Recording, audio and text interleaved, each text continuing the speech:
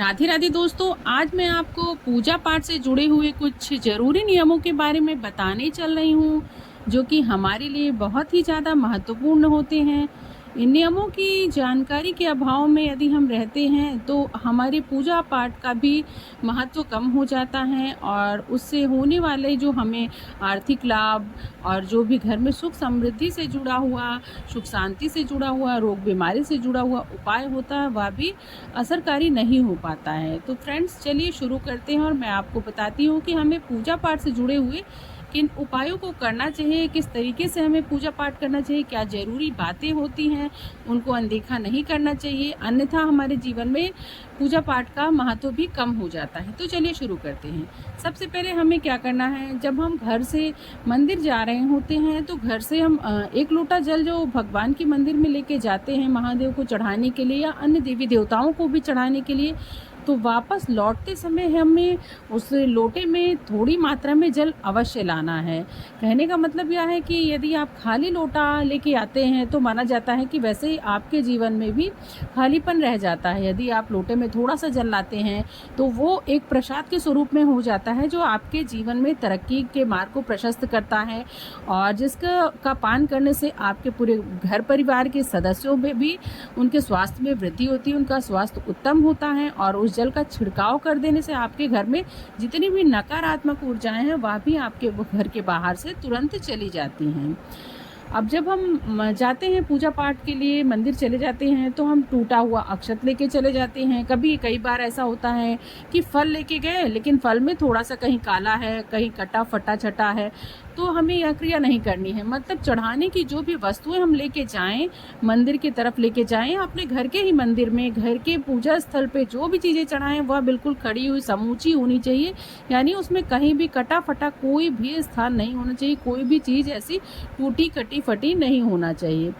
अब इसके साथ मैं आपको बताती हूँ कि यदि हम जैसे मंदिर जा रहे हैं और आप जो है 1 लोटा जल लेके गए और उसके बाद हम लोटा जल चढ़ा तो दिए महादेव को, हमने जो है महादेव को लोटा भर जल चढ़ा दिया, पर हम कहाँ पे गलती कर जाते हैं कि हमसे ये गलती होती है कि कुछ लोग जैसे पूजा कर रहे हैं, उसके बाद भगवान की आरती किया, दीपक दिखाया, तो जो शिवलिंग का माता पार्वती का हस्त कमल होता है, यानी शिवलिंग जिस पर विराजमान है, हाथ की आकृति गोलाकार जो होती है, उस पर गलती से भी भूल से भी कोई धूप दीप अगरबत्ती नहीं लगानी है। यह क्रिया आपको नहीं करनी है, क्योंकि इससे महादेव रुष्ट हो जाते हैं और आपके घर में होने वाली बरकत समृद्धि वह कम होने लगती है। यह गलती हमें भूल से भी नहीं करनी है। पूजा पाठ के दौरान हमें इस बात का ध्यान रखना है कि कभी भी सर को खाली करके पूजा पाठ नहीं करें। मतलब अपने सर पर चुन्नी रख लें, महिलाएं अपने सर पर चुन्नी रख लें, यदि वह पुरुष हैं तो अपने सर पर जो है थोड़ा सा एक रुमाल रख लें।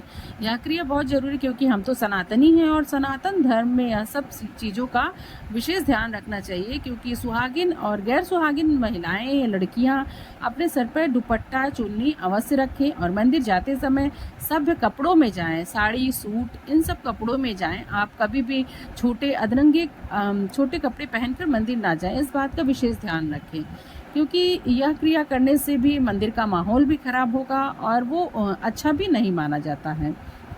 मंदिर में आप जाने के बाद कम से कम महादेव के सामने 5 मिनट तक ओम नमः शिवाय या श्री शिवाय नमस्तुभ्यम का जाप अवश्य करें।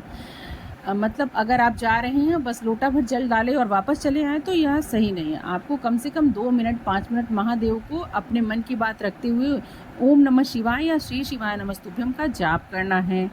और कभी भी जैसे मंदिर जा रहे हैं तो किसी से जाते या आते समय, मंदिर से लौटते समय या जाते समय कभी किसी की भी बुराई भलाई नहीं करना चाहिए, किसी से बहस नहीं करना चाहिए और मंदिर में कभी भी चिल्ला कर बातें नहीं करना चाहिए, हंसना नहीं चाहिए, क्योंकि इससे मंदिर का माहौल ख़राब होता है, पूजा स्थल का माहौल ख़राब होता है, जो कि अच्छा नहीं माना जाता है। धुले हुए साफ वस्त्र अवश्य पहन के जाएं। हम मंदिर तो जाते हैं लेकिन कभी कभी होता है कि कोई भी कपड़ा पहन लिया, एक बार पहना हुआ कपड़ा पहन लिया, तो यह गलती नहीं करनी है, क्योंकि साफ स्वच्छ कपड़ों को पहन के जाने पर ही हम भगवान का स्पर्श करें तो वह अच्छा माना जाता है, शुभ माना जाता है। और पीरियड्स के दिनों में हमें जो है मंदिर कभी नहीं जाना चाहिए। पीरियड्स के दिनों में माना जाता है यदि आप मंदिर जाते हैं तो आप पूजा जो है, ऐसा आपका मंदिर जाना उसका कोई फल नहीं होता है, बल्कि इसकी बजाय इसका अशुभ फल आपको और आपके परिवार को भोगना पड़ सकता है। मंदिर में जाके बहुत तेज़-तेज़ आवाज़ नहीं करना चाहिए, बहुत तेज़ी से नहीं बोलना चाहिए। अब आप ऐसे जाके ज़ोर-ज़ोर से हँसिए, ज़ोर-ज़ोर से बोलिए तो आस-पास का माहौल ख़राब होता है। सभी भगवान की पूजा करने ही आए हैं और मंदिर में जाकर शोर-शराबा नहीं करना चाहिए। शांतिपूर्वक भगवान का मनन करना चाहिए, चढ़ाना चाहिए वस्तुएँ और चुपचाप शांति से अपने घर वापस आना चाहिए। परिक्रमा करने का भी विशेष नियम विधान होता है। परिक्रमा हमेशा अपने बाएं हाथ की तरफ से करनी चाहिए। उल्टी दिशा में परिक्रमा करना अशुभता का प्रतीक होता है, यानी दाईं ओर से कभी भी परिक्रमा का प्रारंभ ना करें, हमेशा परिक्रमा बाईं ओर से करें। और साथ ही परिक्रमा करते समय 21 या 11 परिक्रमा बहुत शुभ मानी जाती है। तो इस बात का आप ध्यान रख सकते हो कि विषम संख्याओं में ही परिक्रमा करें, मंदिर की सम संख्याओं में परिक्रमा ना करें। भगवान के ठीक सामने कभी भी हमें खड़े नहीं होना चाहिए। थोड़ा सा मतलब तिरछा हो जाएं, बाएं या दाएं होके भगवान के सामने खड़े हो, एकदम सामने भगवान के नहीं खड़ा होना चाहिए, क्योंकि भगवान की दृष्टि सामने की ओर रहती है। तो आप थोड़ा सा आसपास खड़े होकर भगवान का पूजा कीर्तन मनन करें। और साथ ही यदि आप मंदिर जा रहे हैं तो कभी भी पुरुषों को जो है बेल्ट हो गया, पर्स हो गया, महिलाओं को भी चमड़े से बनी हुई वस्तुओं को अपने साथ नहीं ले जाना चाहिए। इस बात का विशेष ध्यान देना चाहिए, क्योंकि आप पावन स्थल होते हैं और पावन जगह पर, पवित्र जगह पर इन वस्तुओं को ले जाना बहुत ही वर्जित होता है, जिससे भगवान क्रोधित हो जाते हैं और आपके घर परिवार में इसका बुरा प्रभाव पड़ता है। आपकी जो भी तरक्की है वह अवरुद्ध होने लगती है। घर में सुख शांति, सुख समृद्धि का माहौल भी धीरे धीरे खत्म होने लगता है। इसलिए इस बात का विशेष ध्यान दें कि जब भी आप मंदिर जाएं तो आप बेल्ट हो गया, पर्स हो गया, कोई भी ऐसी चमड़े की वस्तुएं कदापि अपने साथ ना लेके जाएं। यदि कोई दंडवत प्रणाम कर रहा है, भगवान के सामने घुटने टेक के प्रणाम, सर झुका रहा, माथा झुका रहा है, टेक रहा है, तो आप कभी भी उसके सामने ना आए, मतलब उसके सामने बिल्कुल ना पड़े। वह भगवान के सामने सीधे संपर्क कर रहा है तो उसकी पूजा को ना काटें। ऐसा करना अच्छा नहीं माना जाता है। और साथ ही साथ जो है भगवान के मंदिर में परिक्रमा 11 और 21 बार तो करनी ही चाहिए, बहुत ही शुभ माना जाता है। कभी भी 12 बजे से लेकर 4 बजे तक मंदिर में नहीं जाना चाहिए, क्योंकि इस समय भगवान के शयन का समय होता है और भगवान आराम की अवस्था में होते हैं। तो ऐसे में भगवान के मंदिर को नहीं जाना चाहिए। यदि आपको मंदिर जाकर मतलब पुजारी या फिर कोई पुजारन आपको प्रसाद दे देती है तो उस प्रसाद को आप मार्ग में, रास्ते में या मंदिर में ही तुरंत ना खा लें। उस प्रसाद को अपने घर ले आएं, क्योंकि वह प्रसाद बहुत ही पवित्र स्थल का है। आप उस प्रसाद को अपने घर ले आते हैं तो आपके घर में पवित्रता आती है, और साथ ही उस प्रसाद को अपने परिवार के हर एक सदस्य को बांटकर तब उसको ग्रहण करें। तो ऐसा करना बहुत ही ज़्यादा शुभ माना जाता है।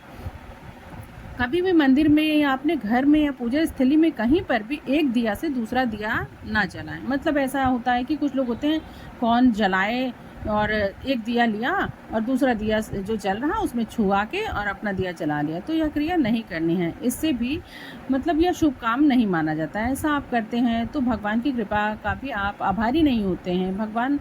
अब भगवान को भी लगेगा ना कि इसने मेहनत नहीं किया है और बस जले हुए दीपक में दीपक लगा दिया, तो यह शुभ नहीं माना जाता है। आप मंदिर जाइए तो आप स्वयं से अपना दीपक, धूप बत्ती कुछ भी है खुद से जलाइए और खुद से पूजन पाठ करिए। अपनी सामग्री को ही चढ़ाएं। मतलब कहने का है कि मंदिर जा रहे हैं तो वहाँ पे मंदिर में अगर चंदन मिल गया, धूप बत्ती कुछ भी मिल गया तो आप उसको चढ़ा देते हो, तो आप ऐसा क्रिया मत करिए। आप अपने पैसों से, आपकी कमाई के पैसों से, आपके पास जो कुछ भी हो सके आप स्वयं के पैसों से वहाँ मंदिर में जा कर के तब वहाँ पे वस्तुएं चढ़ाइए। तो ऐसा करना आपके घर में सुख समृद्धि शांति को ले आता है। आपके घर में इससे बरकत होती है। आपके बच्चे भी अच्छा पढ़ लिख के आगे बढ़ते हैं। अपनी सामग्री को चढ़ाइए और बच्चों से भी चढ़वाइए। यदि कोई चीज़ मंदिर में ले गए हैं या फिर आप अपने पूजा स्थल घर में ही हैं और कोई चीज़ गिर जा रही है तो उसको तुरंत दोबारा मत चढ़ाइए, क्योंकि यदि आप ऐसा करते हैं तो वह पूजा जो है असफल मानी जाती है, क्योंकि वो भगवान की तरफ से वह अस्वीकृत हो गई। तो अस्वीकृत चीज़ को फिर से आप भगवान पे चढ़ाते हैं तो भगवान को भी वह नहीं अच्छा लगता है। पूजा के दौरान साथ में जो भी आप सामग्री ले आए हैं, जो भी सामग्री आप ले आए हैं तो उसको भगवान को चढ़ाते हैं। रोली, चंदन, जो भी आप, अक्षत हो गया, फल हो गया, मेवा, मिष्ठान, कुछ भी सामग्री आप चढ़ाइए तो आप तुरंत अपने हाथ को साफ मत करिए, तुरंत आप अपने हाथ को मत धुलिए, क्योंकि पूजा करने के बाद यदि आप ऐसा करते हैं तो आपकी पूजा असफल मानी जाती, खंडित मानी जाती है। यदि आप अक्षत, रोली, चंदन कुछ भी चढ़ाते हैं तो आप तुरंत मत धोइए, आप घर आकर के इत्मीनान से हाथ को धोइए। मंदिर से आने के बाद आपको विशेष ध्यान रखना है कि अपने घर के अंदर आइए तो आप तुरंत जो है अपने पैर मत धोने लगिए, मतलब आप अपने पूरे घर में विचरण कर लीजिए। मंदिर की जो एक पावन भूमि की मिट्टी है वो आपके पूरे घर में आनी चाहिए। थोड़ी सी भी उसकी धूली यदि आपके घर में आती है तो आपके साथ भगवान का प्रवेश माना जाता है।